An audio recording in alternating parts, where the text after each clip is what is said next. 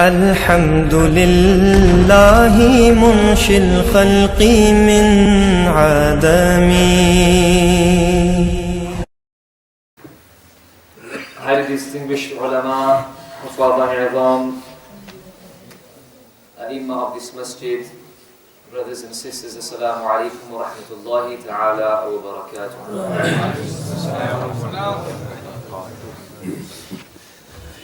As you're all aware, bihamdi tabaraka wa ta'ala, by the grace of Allah, 2 students born and bred in Bolton, in the UK, have completed and committed the entire Quran to memory. And in order to partake from the happiness and the barakah of the khatm of the Quran, we have all gathered here today in the house of Allah subhanahu wa ta'ala. And in this regard, I would like to pay my utmost congratulations to all of the teachers and all of the people behind the success that these 2 students have achieved. Notably, Hazrat Allama Maulana Muhammad Sahib Qibla and Hifz Adnan Patel's father as well. May Allah subhanahu wa ta'ala grant tawfiq to all the parents that they dedicate their time and spend utmost efforts in order to rear their children in Islamic environments so that they graduate as ulama, as hufaz, as bearers of the sacred knowledge. And as for those parents who have done so, that as well as earning a livelihood, they have spent their time rearing their children in order to make them as ulama and hufaz and idham, glad tidings to them. There's a hadith of the Prophet ﷺ in which he states, إِذَا مَاتَ ابْنُ آدَمْ إِنْقَطَعَ عَنْهُ عَمَلُهُ إِلَّا مِنْ ثَلَاثٍ. When the son of Adam dies, every single action of his comes to an end. All of his deeds are severed. You can no longer accumulate reward. You can no longer pray your namaz, recite the Quran, fast, give zakat, perform hajj, do voluntary or optional obligatory acts of worship in order to accumulate reward. It all comes to an end. Except 3 things, إِلَّا مِنْ ثَلَاثٍ, the reward of which you shall still receive whilst you are buried 6 feet under the rubble of this earth. First thing which the Prophet ﷺ mentioned, Sadaqatul Jariyah, continuous, perpetual charity. You built a mosque, or you had participated in the financial support of construction of a masjid, or a madrasa, or the publication of a book, or books, or sponsoring an alim or an alima, in order for them to equip themselves with the sacred knowledge, so that they can then later on impart this knowledge elsewhere. This is Sadaqatun Jariyah, continuous charity. Even if after you passed away you are buried under 6 feet below the ground, you shall still receive the reward of these people, these things which you had left as a reward. The second thing which the Prophet ﷺ mentioned is ilmi yuntafa'u bih, knowledge from which people take benefit. You learned something today, you went home, you subhanAllah, taught this to someone. You tweeted it. You wrote it on your Twitter account. Some people actually misuse these social media avenues, and we did mention to you this before. But as for those utilizing in the best of manners, this is one of the best ways to do the propagation of Islam. One thing that someone learned from you and they acted upon it, and then they taught it to someone else, they taught it to their children, for example, continuously, all of that reward accumulated together you receive even whilst you've died, even after you've passed away. And the last thing the Prophet ﷺ mentions, the reward of which you shall continue to receive when you pass away, is when you leave waladin salihin yad'u lahu, pious children who make dua for the father, for the parents.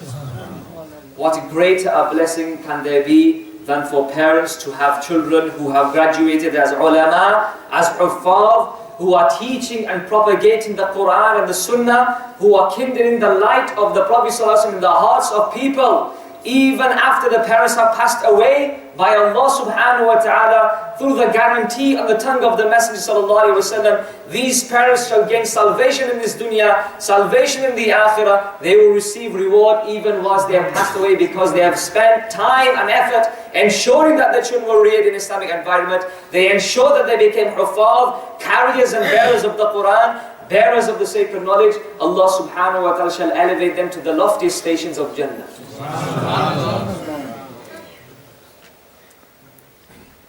Now, one hadith which I recall to this effect. In this day and age, obviously in the UK, in the West, we are extremely busy. As parents, extremely busy. We have to work, we have to ensure we do this, X, Y, and Z. But at the same time, what we need to understand, we can never compromise our deen, we can never compromise the education of our children.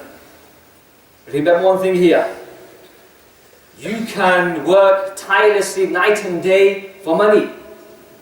But at the end of the day, if you do not spend time rearing your children in Islamic environment, ensuring that they were inculcated with the character of Rasulullah sallallahu alaihi wasallam, all of that money will be in vain, will be of no value, will be of no use to you. How many times have we seen and experienced parents complain to us after the child has reached the age of 16, 17, 18, in his late teen years? And they say, Malsa, please write me a ta'weez, please do damsham on this child because he's gone astray, he's gone out of the path. We actually forgot that the child's brain is like a sponge. When they're young, it's like a sponge, they absorb everything. Whatever they see, whatever they hear, they take it in. If you had given significance to the deen and ensured that your home environment was an Islamic environment, they would have been reared up in an Islamic environment. But the father is too busy chasing money. The mother's sat there watching Star Plus, ZTV. Yeah? Other older siblings of the child are there watching a very futile match between India and Pakistan, talking about it even in the mosque. So what do you expect? This was going to happen. So we need to actually wake up before it's too late. The only success that this ummah will have and will see is through the success of the younger generation. If we lose this younger generation, we have lost the success that Allah would have granted us, will be to inculcate Islam into their hearts. Listen to this hadith of the Prophet ﷺ. The Prophet ﷺ said, Subhanallah, Man qara al-Qur'ana wa amila bima fih, ألبس الله والديه تاجا يوم القيامة ضوءه أحسن من ضوء الشمس في بيوت الدنيا فما ظنكم بالذي عمل بهذا. Sayyiduna Mu'adh ibn Anas radiallahu ta'ala reports, today obviously we want a reputation in society. People look up to me. Yeah? I want to drive the latest flashy cars. I want to earn so much so that, I can wear the latest pair of jeans. I can wear flashing, twinkling trainers that I'm spotted when I walk. What will be on the Day of Judgment? In the midst of every single person from the time of Adam alayhi salam until the last person who dies just before the Armageddon, just before Yawm al-Qiyamah, what will happen? Those children who recited the Quran, let me just reword this slightly, just to make us understand. Those parents who did a proper tarbiyah of their children, nurtured their children in Islamic environment, such that their children are reciting the Quran and acting upon the commandments, the injunctions of the Quran. They are deeming halal what the Quran has deemed halal. They are staying away from the things which Allah and His Prophet have deemed haram. What will happen? أَلْبَسَ اللَّهُ وَالِدَيْهِ تَاجًا يَوْمَ الْقِيَامَةِ. Those children जिनकी औलाद कुरान शरीफ पढ़ती है और कुरान शरीफ के अहकामात पर अमल करती है, कुरान शरीफ के हलाल को हलाल जानती है, उसके हराम को हराम जानती है, तो अल्लाह ताला क़यामत के रोज उसके वालिदैन को ताज पहनाएगा. Allah subhanahu wa ta'ala shall honor the parents of this child. Some parents think, You know, if he was a doctor, if he was a physician, if he was an astronaut, he would have brought to me, mashallah, I would have gone to Mars anyway, probably. And thousands of pounds, alhamdulillah, would be my bank balance. But that's just finite, temporal. That's nothing. That's all going to come to an end. What a great honor it is for those parents whose children have graduated as ulama, as hufaz. Allah subhanahu wa ta'ala will make the parents of such children wear a crown. Allah will put a crown on their heads. Allah will place a crown on their heads. What a crown? ضوءه أحسن من ضوء الشمس في بيوت الدنيا. Its brightness and luminosity and radiance will be brighter than the sun. Were the sun to come down to your homes, if the sun was to descend, how many millions of miles is the sun away from us? Does anyone know? Not too many scientists in this room, unfortunately. Millions of years, okay? If this sun was to descend to your home, right in front of you, above your roof, how bright would that light be? Unimaginable. You cannot quantify the radiance of that sun. The Prophet ﷺ saying, the crown which these parents will wear, that will shine brightly than that sun which comes close to you, that is above your heads.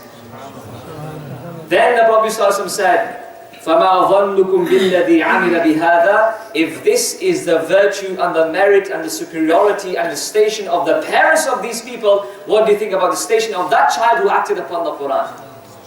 What will be the station of that child? The Prophet ﷺ said, it will be said, يُقَالُ لِصَاحِبِ الْقُرْآنِ اقْرَأ وَارْتَقِ. A child who became a hafiz of the Quran. I'm going to finish off later on in relation to what does hafiz the Quran mean? What are the requirements of hafiz the Quran? I'm going to mention this later on. A person who becomes a hafiz of the Quran, who sticks himself with the Quran, who is always attached with the Quran, يَتْلُونَ كِتَابَ اللَّهِ آنَاءَ اللَّيْلِ وَآنَاءَ النَّهَارِ, reciting the Quran during the hours of the night, during the daylight hours, during the day. What will happen? Allah subhanahu wa ta'ala will say to him, bring him close to Jannah. And Allah will say, Iqra, recite, continuously recite the Quran. From Surah Al-Fatiha to Surah Al-Nas, keep on reciting. Wartaqi, with every recitation of the verse, continue to elevate, continue to ascend in the meadows, in the station of Jannah. وَرَتِّلْ كَمَا كُنْتَ تُرَتِّلُ فِي الدُّنْيَا, and recite it slowly with tajweed and articulation of the letters of the Arabic alphabet, just as it is the right of the Quran to be recited, as you have recited in this dunya. With every single verse that you recite, you will ascend a station in Jannah. فَإِنَّ مَنْزِلَتَكَ عِنْدَ آخِرِ آيَةٍ تَقْرَأُهَا. Your station in Jannah will be the last verse that you recite. If you finish Surah Al-Nas, you can imagine the station in Jannah. But at the end, just want to mention one thing here. Bihamdi tabarak wa ta'ala, I've seen with my own eyes, this is not flattery. Maulana Mohsin Sahib, I've seen, alhamdulillah, is a very close to our family. And I've seen the amount of effort that he's put in terms of his children and other students of the sacred knowledge. Which is one of the products of his effort is Hafiz Ahmad Raza, graduated today. The most important thing is what is next. I've seen many huffaz of the Quran, and this is a very unfortunate thing, and I need to mention this. It's very, very important. Because 3-4 years they spend, 5 years maybe, just constantly reciting the Quran. They have no acquaintance with creed. They have no acquaintance with the Islamic rulings about how to pray namaz, what are the do's and the don'ts of namaz. They graduate merely as a hafiz. Obviously, just merely a hafiz is not just, it's not something that's insignificant. It's very significant. But at the same time, being a hafiz of the Quran, you should learn the sacred knowledge, deen. Many a times what we have seen, huffaz of the Quran, graduated as a hafiz of the Quran, they don't turn up in the mosques. They're roaming around in the streets. They've turned into like bad boys, literally. This is in the masjid. Huffaz of the Quran, who recited the Quran, who have been given this trust of Allah subhanahu in their hearts, they don't even pray their namaz. Whereas one of the preliminary verses of the Quran is, yuqeemoon as-salat. The Quran is a guidance. ذلك الكتاب لا ريب فيه هدى للمتقين الذين يؤمنون بالغيب ويقيمون الصلاة. The Quran is a guide for who? Those who believe in the unseen and those who establish prayer. They don't even pray than us. Why? Because when they were learning the Quran, they weren't learning the sacred knowledge together. What I advise parents is, if you have placed your child in a Hifz class, ensure that they also study under an alim the basics of Islam, the basic necessities, the basic knowledge that every single person, male or female, should know. And I'll finish off with one thing here. What has Abdullah bin Mas'ud radiallahu anhu says, when someone becomes a hamil al-Quran, a bearer of the Quran, and this is a kitab that everyone, this was actually gifted to me by the father of Ahmad Raza, Maulana Muhsin Sa. Imam al-Nawawi's beautiful book, At-Tibyan fi Adabi Hamalat al-Quran. The etiquettes of the bearers of the Quran. What are the etiquettes, adab? If you're in the Hifz class, should you have the Quran open and play with your mobile phones? Should you be, memorizing the Quran and missing your prayers? Should you be a person who memorizes verses of the Quran, yet you go against those very verses which you are memorizing in your heart and keeping them in your mind? Listen to this final nasiha which has Abdullah bin Mas'ud radiallahu ta'ala anhu gives me and everyone. He says, وعن عبد الله بن مسعود رضي الله تعالى عنه قال ينبغي لحامل القرآن أن يعرف بليله إذا الناس نائمون. Hafiz al-Quran, they have a distinguished, prominent status. They should be known. When you look at them in society, the way they walk, the way they talk, they should be known that they are the Hafiz of the Quran. Not that they are smoking cigarettes, not that they are taking drugs, not that they are roaming around in the streets, they're wasting their time in the town, yet they are supposedly Huffaz of the Quran. This is not a Hafiz of the Quran. A Hafiz of the Quran stands out from society. How? He says, يُعْرَفُ بِلَيْلِهِ إِذَا النَّاسُ نَائِبُونَ. When people are asleep, he wakes up and starts reciting the Quran. When people are reclined in their comfortable beds, this person who has the trust of Allah in his heart, the Quran in his heart, he wakes up and he recites the Quran because of the rapture, because of the joy, because of the happiness, because of the barakah and the spiritual joy which he receives from reciting it.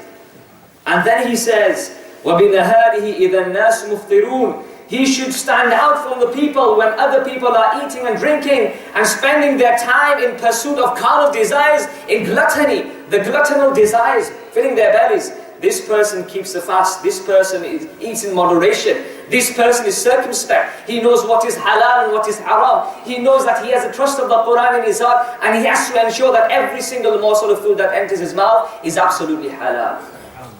This is how he stands up. And then he says, وَبِحُزْنِهِ إِذَا النَّاسُ يَفْرَحُونَ. Listen to this. The Prophet ﷺ said the Quran has been descended with huzn, with grief, with sorrow. When you recite the Quran in a melody of grief and sorrow. Because it's a tadhkir. It is a tadhkirah. It is a reminder of death. It is a reminder of the imminence of death. It is a reminder of Yawm al-Qiyamah. There are many, many verses of the Quran that talk about Yawm al-Qiyamah. This is why the Prophet ﷺ said, when you recite the Quran, recite it in a melody that exhibits grief and sorrow.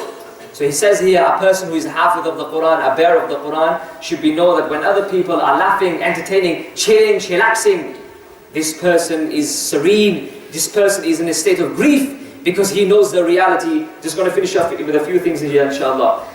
وَبِبُكَائِهِ إِذَا النَّاسُ يَضْحَكُونَ. This person should stand out from people with his crying, with his shedding tears of remorse, with his repentance in the court of Allah subhanahu wa ta'ala, when other people are laughing, when other people are in entertainment. And then he says, وَبِصَمْتِهِ إِذَا النَّاسُ يَخُوضُونَ. When people are engaged in idle talk, this person remains silent because he knows he has the aman of the Quran in his heart. وَبِخُشُوعِهِ إِذَا النَّاسُ يَخْتَالُونَ. When people are displaying arrogance and a haughty and a full of pride, a person, a bearer of the Quran, has humbleness and humility because he has the Quran in his heart. May Allah subhanahu wa ta'ala grant us all the tawfiq to adhere to these etiquettes. May Allah subhanahu wa ta'ala grant these children success in this dunya and make them bearers of the sacred knowledge, bearers of the Quran, and beacons of hope and guidance and inspiration for the other generations. Ameen ya Rabbal Alameen. Assalamu alaikum wa rahmatullah.